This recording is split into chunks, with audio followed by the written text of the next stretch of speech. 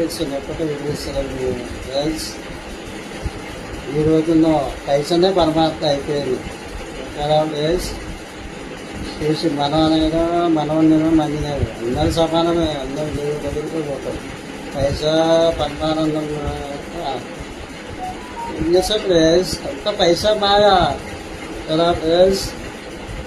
First పైసలు అప్పాయి తర్వాత enjoy చేయాలి. ఫస్ట్ ఎంజాయ్ చేస్తే తర్వాత పైసలు అన్నాక రాదురా బాబు, ఎంజాయ్ చేయదురా బాబు.